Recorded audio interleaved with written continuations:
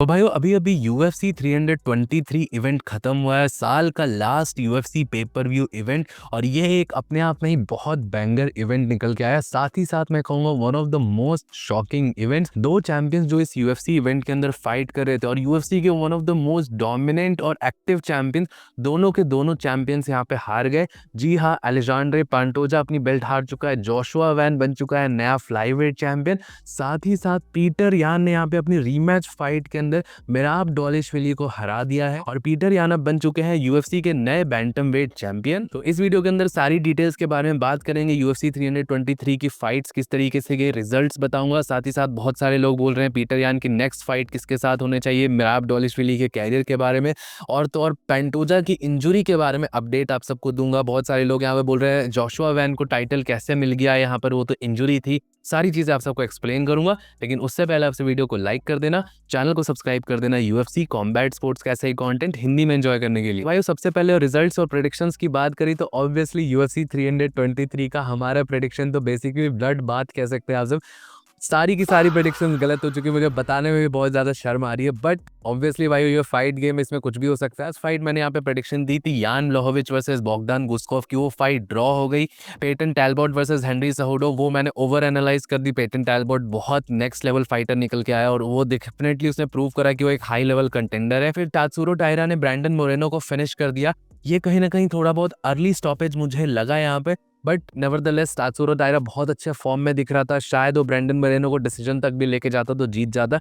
ये भी यहाँ पर गलत हुई हमारी प्रेडिक्शन। फिर अलेजांड्रे पांटोजा वर्सेस जोशुआ वैन की जो फाइट थी उसके बारे में बात करते हैं। ऑब्वियसली ये फाइट स्टार्ट बहुत तगड़ी हुई। मैंने यहाँ पे प्रेडिक्शन यही दिया था भाइयों कि जोशुआ वैन को यहाँ पर ग्राउंड पे ले जाके समिट वगैरह कर सकता है। अलेजांड्रे पांटोजा के पास एक्सपीरियंस बहुत था, बट क्योंकि ये फाइट इस तरीके से गई, डोजा ने जैसे ही लैंड करा, अपने हाथों के ऊपर लैंड करा, वो भी स्ट्रेट हैंड पे लैंड करा और इसमें ये कॉमन होती है इंजुरी, उनका पूरा एल्बो ही निकल के आ गया बाहर। और ये बहुत ही ज़्यादा ग्रूसम और फ्रीक इंजुरी जो कि बहुत ज़्यादा अनफॉर्चुनेट है। अलेजांड्रे पांटोजा जैसे चैंपियन को ये इंजुरी हो चुकी है इस टाइम पे, तो इस इंजरी के कारण यहाँ पे जोशुआ वैन को बेल्ट दे दी गई। जोशुआ वैन इस फाइट को अल्टीमेटली टीकेओ के साथ जीत गया। तो इस फाइट के बारे में तो ज़्यादा कुछ करने के लिए है ही नहीं यहाँ पर एनालिसिस, क्योंकि अराउंड 1 मिनट के अंदर ये फाइट खत्म हो गई। ऑब्वियसली फाइट बहुत ज़्यादा हाई पेस के साथ स्टार्ट करी थी। ये एक बहुत ज़्यादा बैंगर फाइट होने वाली थी। पर्सनली मुझे ऐसा लगता है कि ये इंजरी इस इंजरी ने यहाँ पर बहुत बड़ी फाइट हमसे छीन ली, क्योंकि ये एक बहुत हार्ड एंड फॉर्ट बैटल होने वाला था। पेंटोजा को इंजरी नहीं होती तो वो इतनी आसानी से बेल्ट जाने नहीं देता, और जोशुआ वैन को हम सबको पता है कि वो कितनी तगड़ी स्ट्राइकिंग करता है। तो ये देखना मुझे बहुत ज़्यादा वेट था मेरे, बहुत अनफॉर्चुनेट है। अब भाई रही बात फ्यूचर की, ये फ्यूचर में क्या होने वाला है, क्या अलेजांड्रे पांटोजा दोबारा से फाइट करेगा बेल्ट के लिए? अब पर्सनली इस बारे में ऑनेस्टली आपसे मेरा ओपिनियन जानना चाहोगे तो ये जिस तरीके की इंजरी हुई और जितनी ग्रूसम और फ्रीक इंजरी थी, हालांकि कोई अपडेट नहीं दिया है। अलेजांड्रे पांटोजा ने बेसिकली इंस्टाग्राम पे ये बोला है कि वो जल्द ही कम बैक करने वाला है। इससे भी वर्स चीज़ें उन्होंने फेस कर रखी है। बट जो ये इंजरी का जो एक्सटेंट है ये पूरी तरीके से पता चलेगा जब इन फ्यूचर कुछ एक्सरे वगैरह निकल के आता है। अगर तो ये डिसलोकेशन है, जो कि लग नहीं रहा डिसलोकेशन से बहुत ज़्यादा है, तो ये जल्दी हील हो सकता है। लेकिन अगर एक एक्चुअल फ्रैक्चर है, साथ ही साथ पूरा एल्बो यहाँ पे मेस्ड अप हो चुका है, तो ऐसे एल्बो इंजुरीज, ऐसे serious elbow injuries career ending भी होती है। स्पेसिफिकली आप देख सकोगे तो इस टाइम पे अलेजांड्रे पांटोजा ऑलमोस्ट 35-36 ईयर्स के एज पे हो चुका है। तो इस टाइम पे इंजुरी, अगर ये बहुत ज़्यादा सीरियस इंजुरी है, साल, 1.5 साल, 2 साल तक भी टाइम लग जाता है पूरी तरीके से आपके हाथ को ठीक होने में।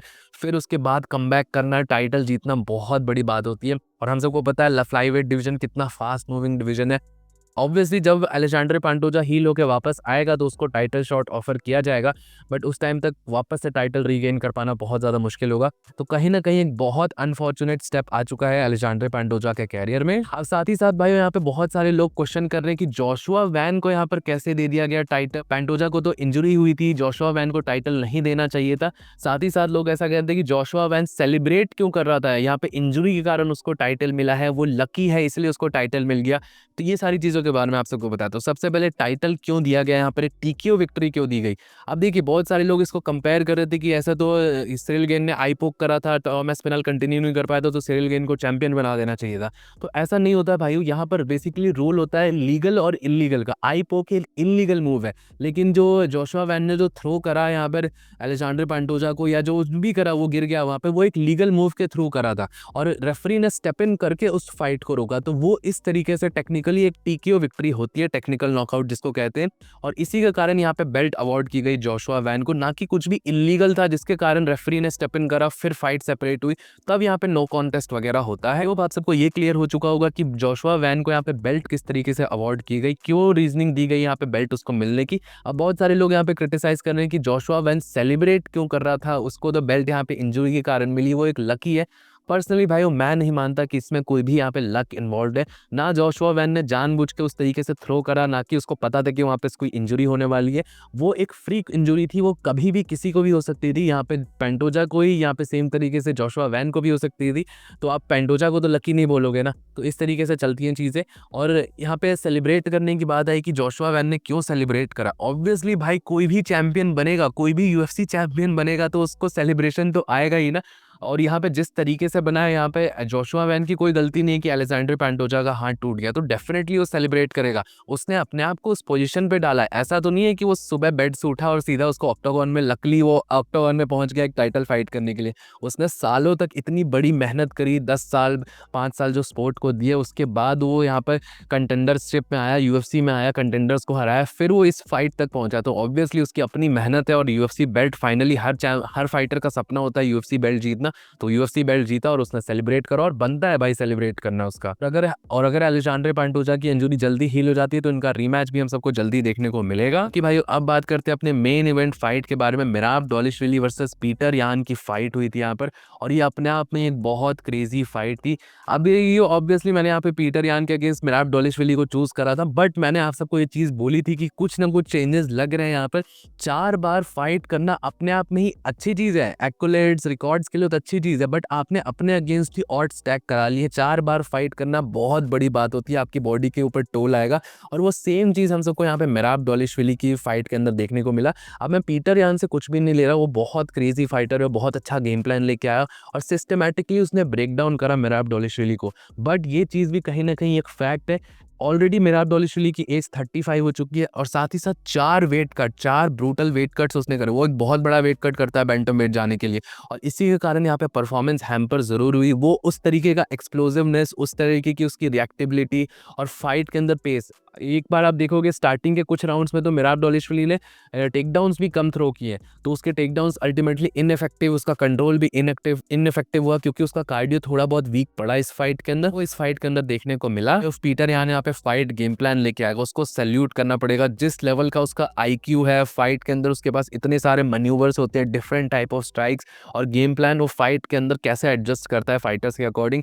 आपने देखा होगा वहाँ पे एक लिवर क्रिक थ्रो कर रहा था, बॉडी शॉट से काफ़ी ज़्यादा प्रॉब्लम हो रही थी मिराब दौलिशविली को। उसका चिन और उसका हेड बहुत स्ट्रांग है, बट बॉडी शॉट्स कहीं ना कहीं थोड़ी वीकनेस थी यहाँ पे मिराब दौलिशविली को, और उसको भरपूर तरीके से एक्सप्लॉइट करा पीटर यान ने। मल्टीपल बॉडी शॉट्स मारे, 3rd राउंड 4th राउंड पे जाके तो अनबियरेबल हो गया था वो मिराब दौलिशविली के लिए, वो वाली लिवर किक्स। तो उस तरीके से यहाँ पे काफ़ी अच्छे तरीके से राउंड्स को अपने फेवर में डाला पीटर यान ने, और कहीं ना कहीं एक डोमिनेंट विक्ट्री दिखाई यहाँ पर मिराब दौलिशविली के लिए। और मिराब जो कि पूरे 2025 अनबीटेबल लग रहा था, ऐसा लग रहा था बैंटम वेट डिवीजन में तो अब कोई बचा ही नहीं है जो कि मिराब दौलिशविली को चैलेंज कर सकता है। बट वही चीज़ है भाई, किसी को भी पूरी तरीके से अनटचेबल, अनथिंकेबल नहीं सोचना चाहिए। हर फाइटर जब यहाँ पे जाता है तो उसके चांसेस होते हैं। पीटर यान को मैंने और बहुत सारे लोगों, एक्सपर्ट्स ने यहाँ पर काउंट आउट करा, तो बहुत कम ही लोग थे जो कि यहाँ पे पीटर यान को एक्चुअल सोच रहे थे कि वो जीतेगा। उसके बैटिंग ऑड्स भी आप चेक करोगे तो बहुत बड़ा अंडरडॉग वो बन चुका था। तो उस तरीके से पीटर यान के भी चांसेस थे, किसी को भी पूरी तरीके से काउंट आउट नहीं करना चाहिए फाइट में।